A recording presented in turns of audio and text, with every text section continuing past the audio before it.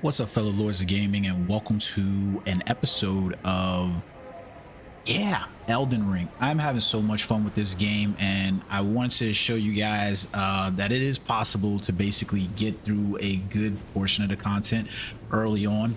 I knew coming into the game with this build that I basically wanted to play towards a dexterity build, and the Moonveil Katana and the Uchi Katana were just two of the weapons. I was like, I gotta have these motherfuckers so that I can run around here, especially the Moonveil Katana with its Getsugo Tensho slash. You ain't gonna get much better than Bleach and hitting a Getsugo on a motherfucker to kill him, right? So, but that required me to come over here to Magma. Now I'm gonna let you guys know I started off this game as a wretch. Yes, I'm a wretch, and right now I am soul level or rune level, whatever the fuck you want to call it inside Elden Ring. I'm just calling it soul level at this point. I'm soul level 34. So not really, you know, the highest of levels in the game, but, and this was mostly from me not even killing most of the bosses. At this point in the game, I've basically fought Margaret, and maybe a few other of the Gal people to get some of the weapons and things like that. Like, you're playing a game like this, you just basically got to jump in and, you know, get yourself some of that good, you know, weapons and stuff like that, and just explore some shit. And I've seen some shit in this game. Oh my God, I have legitimately seen some shit I might not come back from.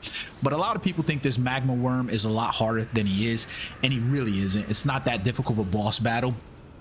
It's mostly timing. So if you're looking to get the Moonveil Katana, let me prep you for Elden Ring, basically, if you haven't played it before, right? Essentially, most of the bosses have attacks that you just need to memorize. The hard part about Elden Ring, as opposed to like playing Bloodborne or Dark Souls, is that they have weird cadences to their attacks. Okay, most players, if you've seen it so far, you'll understand what I mean. Like, there's a delayed cadence in their attacks, and if you've played games like you know, Dark Souls or Bloodborne, especially Bloodborne, where you essentially hit this one note with the attacks, where it's just like pop pop pop, like quick kind of attacks, you'll kind of fall off in cadence with a game like this. So the Magma Wyrm has a couple of attacks. They're pretty easy to avoid. You just basically need to keep his blade in view so that way you know what's coming down. I made some mistakes inside here, and I'm still able to complete it. I don't have a high endurance. I don't have a high vigor. My dexterity is like 20, but this is a timing. So let's see if we can help you get down the cadence for these attacks. I liked to stick at his back left leg. That allowed me to basically see his sword hand and to know what attack was coming. If you are on the right hand side, it's kind of hard to, you know, visualize some of his attacks that's coming. That's just the truth of the matter. I don't know how to put it any more clear than that. Like, being on his left leg is just going to hide that blade from you. So I would stick to the right side if you can, as much as possible. It's not always going to be possible. The other thing that you need to note, take your time. Every single one of the Magma Wyrm's attacks pretty much has a steady 1 2 3 cadence, meaning count in your head 1 2 3, and you'll pretty much understand where the attack is coming from. His rush attacks, when he does those rush attacks, like he's dashing forward, they are so fairly obvious that they're relatively easy to avoid and dodge. I mean, he really winds up for those attacks, so you're not going to miss out on much. And you can see here that count, that cadence count that I'm talking about, 1 2 3, is going to always be there. 1 2 3 is pretty easy to note. Now I die here inside this attack, and I come back, I think, for another attack, another few attacks, and it's really not that difficult, to be honest with you. So what you're gonna want to know is that when he raises up his blade, where he like brings his arm across his chest, and you can see it, he raises up probably about midway off the deck, and when he does this, this is when you're gonna want to avoid the attack. So watch this. My man just gave me the business, and I'm like, yo, you know what, I gotta give you the business, bro. So I rush in there to get my attacks, and you can see that slice go across. Like, you see what I mean by, it's like he's kind of not really up off the ground, he's just bringing the blade across his chest. This is good because when you roll through, it's gonna be really freaking easy for you to just attack that one side of his body. 1 2 3, boom, and you really roll out the way. My man doesn't know what's coming for him. He don't know what to do. He's like on the ropes, and he's like, yo, bitch, get away from me. He starts blowing that hot breath at your ass.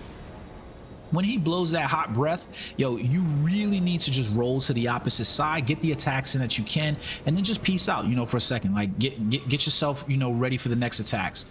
Find your place. I think on this run I mess up as well. I wanted to be able to show you guys that, you know, because I think a lot of people think that there's like Elden Ring gods out there who are just like rolling through and like, yo, I got this shit, I'm gonna beat these motherfuckers in one go. And that ain't the case.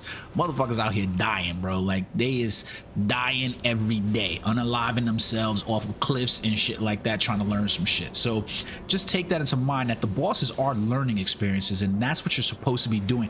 You're looking to learn the bosses' attacks and learn the cadences, learn where the attacks are, and learning how to be patient. If you're not going to be patient, chances are you probably this ain't gonna be the game for you. So I think this was my second death inside here. Yeah, this is my second death. I mean, I was dying, bro. Like, let's be real. I came in here probably a total of maybe like 5 times or something like that. I was definitely dying. I'm taking them L's and I'm taking them W's too. But in the end, I finally got the job done. You know what? Because I'm patient like that. I am patient. You have to be patient. If you get too greedy on bosses, especially when you're under leveled, ain't gonna be good times, man. Ain't gonna be good times. Ain't gonna be good times. So literally hit my man with some attacks here. That's the windup. 1 2 3, easy as hell to avoid. Hit that in your head, 1 2 3, and immediately hit that dodge, and you're gonna notice that's gonna be there for you. He does his little storm around. Wait for the magma to, like, the one thing that you really want to avoid when he does this magma is that you're maintaining too far of a distance from him. If you're too far, Fat Boy will jump. And Fat Boy can jump in the air and literally track you down, and he has a lot more range than you think he does. So try to close back the distance. I think at one point here you will see that what I'm talking about, where he has that jump attack, because I start maining too far of a distance on him, and you're gonna be like, yo, Fat Boy, how you jump like that? And he closes distance in this small ass space on you really quickly. You know, he's like a pig in heat on this motherfucker. Watch this attack right there. Is annoying, all right, but if you notice, he basically goes up on his hind quarters. So if you stand where I said on his back right leg, you're gonna be able to see that attack coming. I messed up here, pissed me off a little bit. I was like, Jesus Christ, mother sucker. But I mess up there. But that one attack, so you basically are looking for his elevation in order to determine. Here goes this attack, easy enough to avoid. The thing that you have to make sure of, he stands up on his back leg. Give that same count that you were given before. It's 1 2 3 in your head, 1 2 3. Sweep around and just roll right into. Get on that back right leg as quick as you can. He blows that little stank breath on you. Roll to the opposite side, get your attacks in, get back on his left side. That attack is going to come, and you literally can see it coming. It's like telegraphed like hell. 1 2 3, boom, roll out of there. Get on, my man. I'm on you. Oh my God, what you got, son?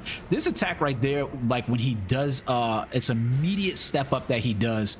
And it can be a bit annoying, like, because realistically you're hitting my man, and then all of a sudden he's gonna be like, yo bro, I've had enough, and he's gonna do that same kind of looking sword attack where he falls down and then he scrapes the wall back to you, but he only comes up medium way, so it's like in between, and it's really hard to tell that one attack, which is another reason why I really wanted to stay on him. Here you see I was about to make that mistake, and I was like, yo, I'm gonna get you, and then I was like, all right, you know what, let's practice some patience here, because you're being stupid. Get back on him, get in that ring, get him in the fight. Now we can settle him on our terms. Let's go, my man. What you got? Hook and roll, hook and roll.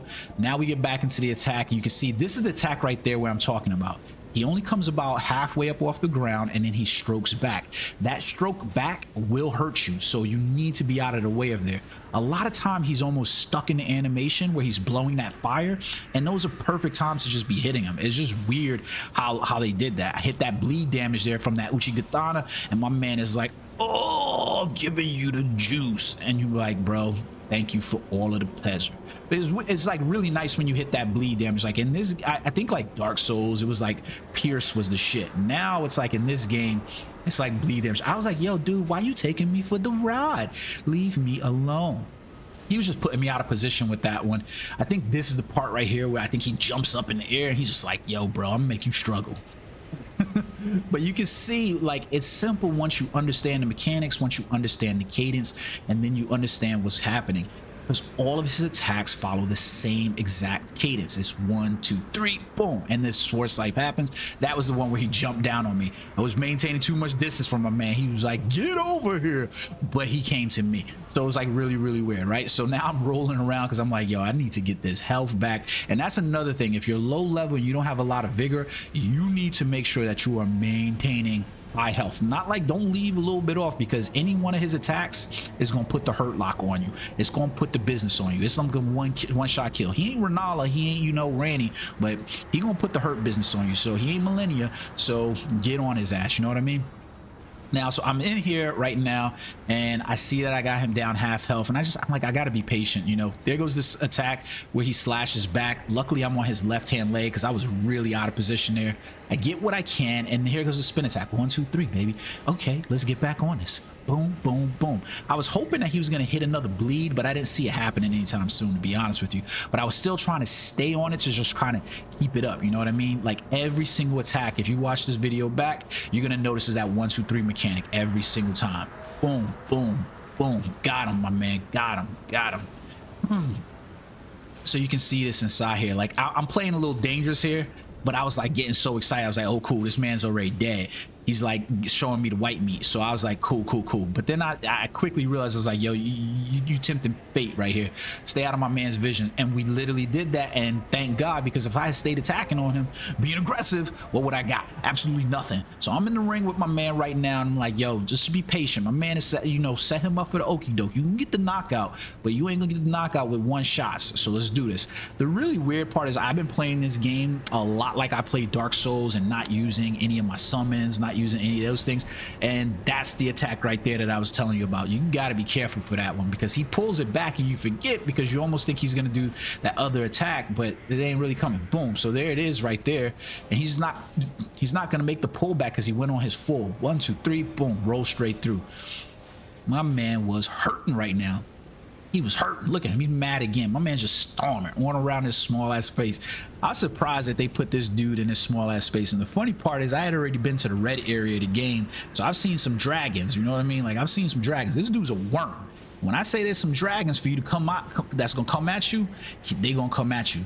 So you notice I try to maintain my stamina and my endurance up inside here. One of the main things inside any Dark Souls game is that, you know, you need to maintain that endurance, because if you can maintain endurance, you can use that iframe to roll through just about anything. Even if you just, like, you know, flicker the wrist and hit it by luck, still good to go, still good to go. So you got to work with it. Just take your time, be patient.